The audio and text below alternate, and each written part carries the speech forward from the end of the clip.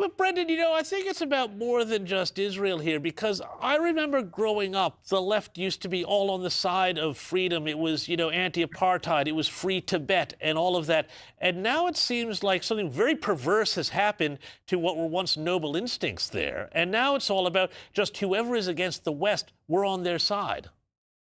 Oh, yeah, absolutely. It's about more than Israel. It touches on that very question as well.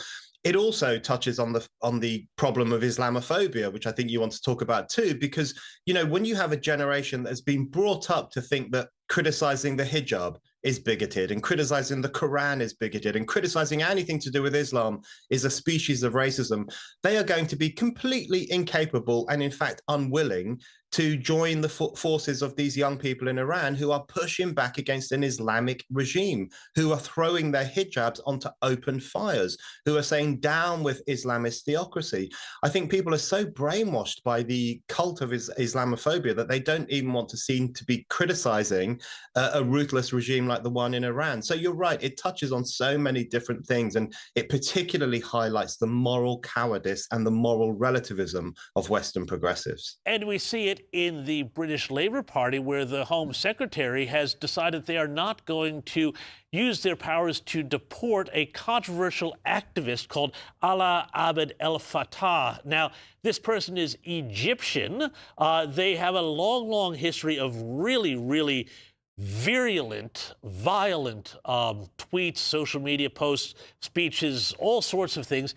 This person has been granted citizenship by the UK, and now Home Secretary Shabana Mahmood has said she's not going to use her powers to deport this Egyptian who was only granted British citizenship in 2021 because of, I think, his mother. Brendan, what's the latest on this? It's a really shocking story, and it really tells us so much about Keir Starmer's government here in the UK. El Fattah, this Egyptian so-called human rights activist, is actually someone with deeply unpleasant views, very, very unpleasant views. He was tweeting about killing Zionists. He was tweeting certain racist terms.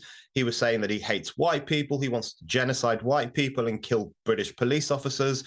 And he was tweeting all this when he was 29 years old, 30 years old. So these are not stupid tweets written by a teenager. He was a full-grown man when he wrote this stuff. And yet he was welcomed with open arms into the UK a couple of weeks ago by Keir Starmer and by the rest of the government. They are such idiots. They didn't even do their due diligence and look at what this guy has been saying, and it's all on the public record.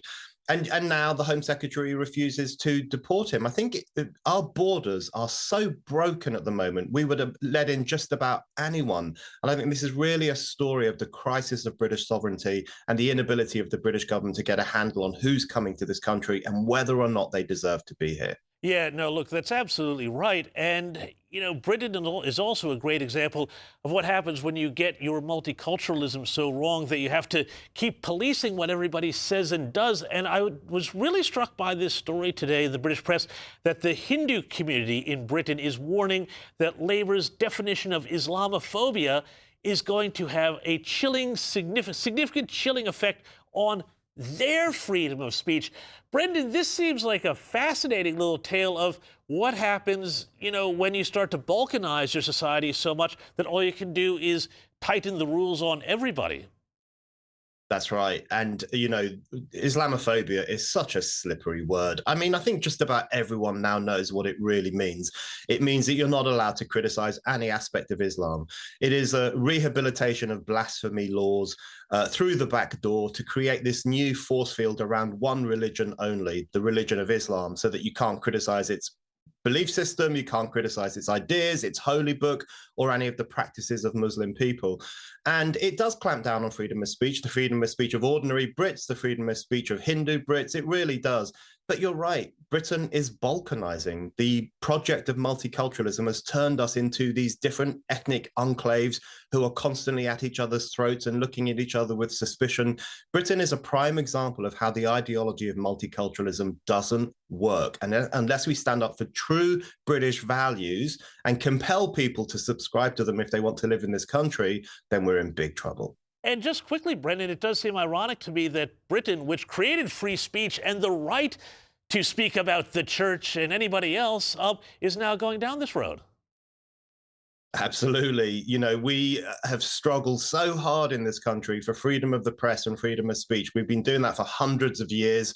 Arguably, we influenced the Americans to adopt the First Amendment as well when they defend freedom of speech. And now we're just sacrificing it all in the name of multiculturalism. Brendan, it's one of the great Brendan, we're going to have to leave it there. Thank you so much for your insights. It's always a great pleasure to talk to you.